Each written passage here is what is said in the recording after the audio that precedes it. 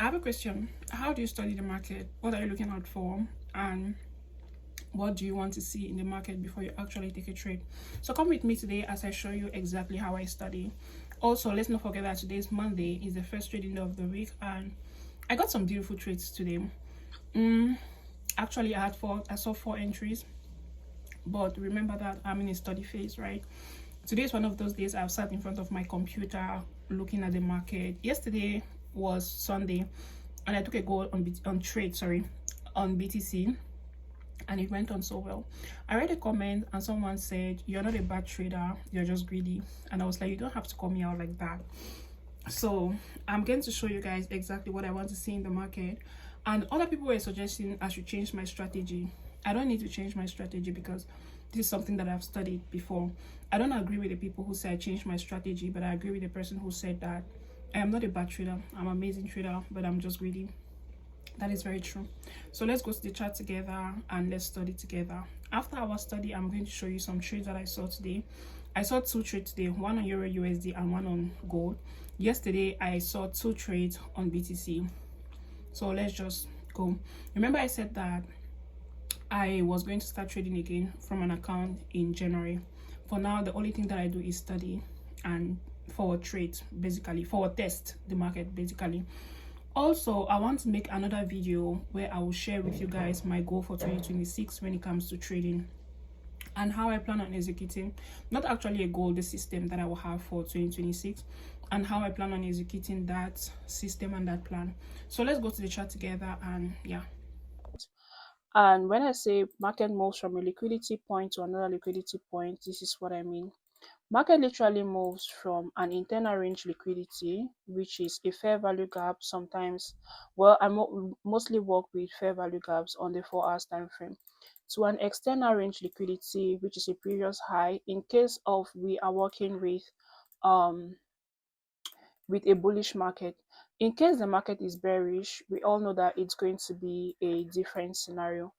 Price is going to move from an internal range liquidity to an external range liquidity. This is it for our bearish market. So basically, this is our internal range liquidity here, right? And this is our external range liquidity. This is our external range liquidity right here. So that is what I want to see on the chart. The moment I see that, I am external range. The moment I see this, I am expecting the market to give me a CRT confirmation on the on the on a key zone.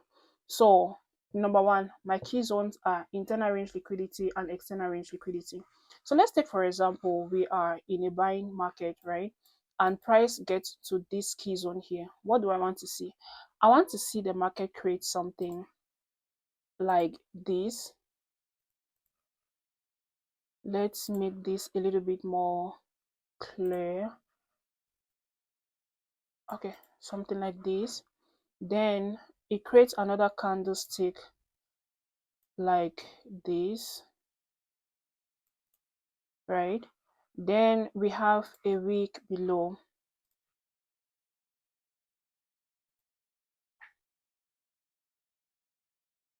What's happening?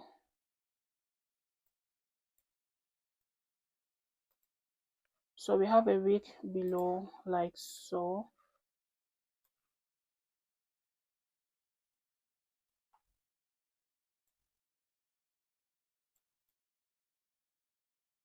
So the moment price gives me something like this is what I call a CRT,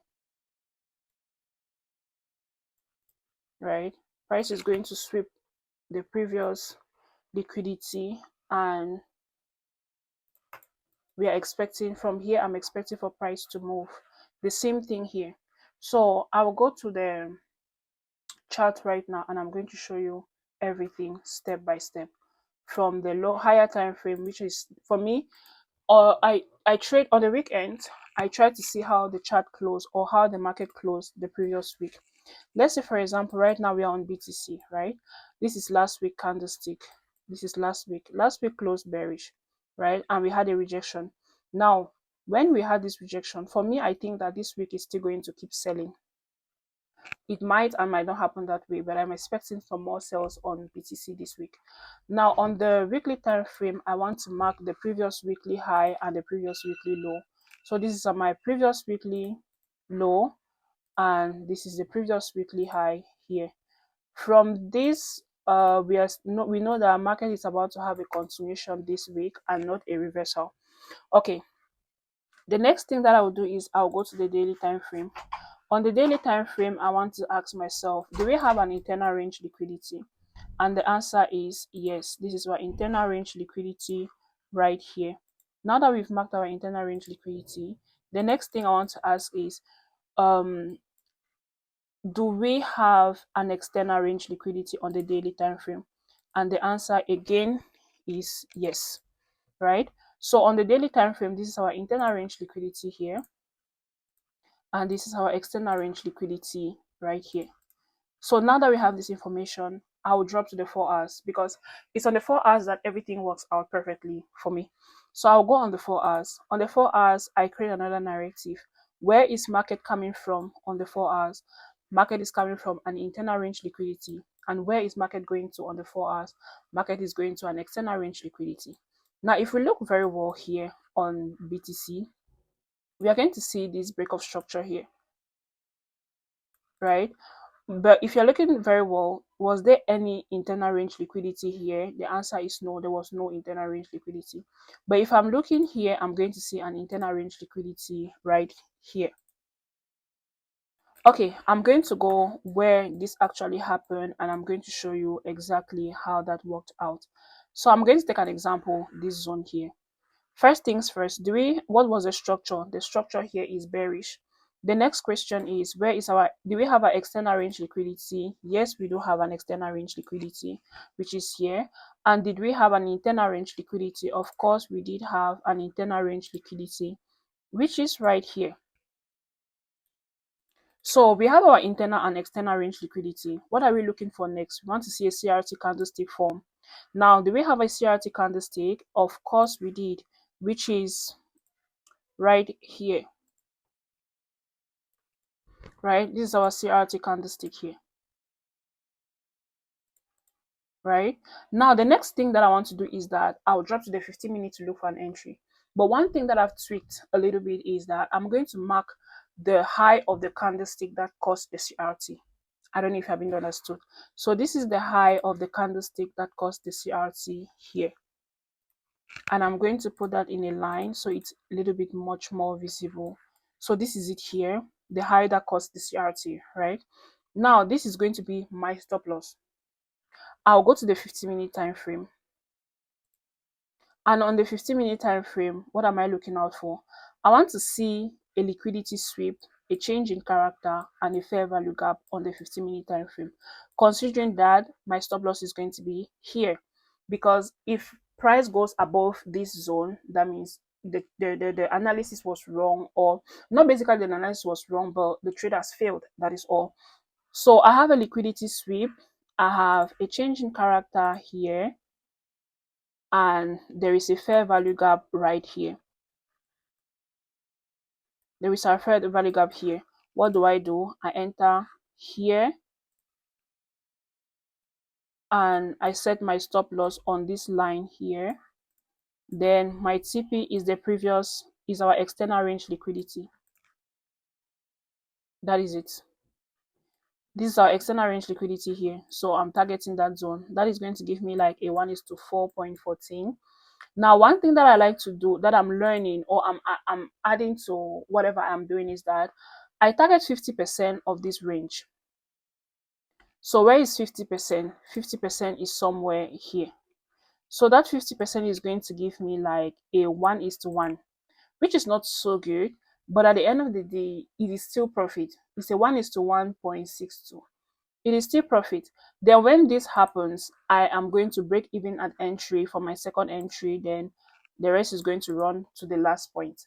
That is basically it. I don't think my strategy is too complicated at this point, because initially I had a very complicated strategy.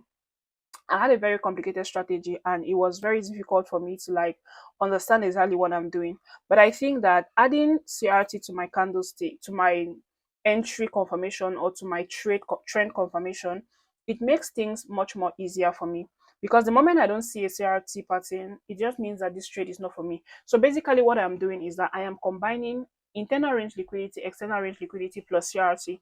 Now let's take an example. In case of we were going to have price was in a bullish or in a bearish market, then we have an external range liquidity, right?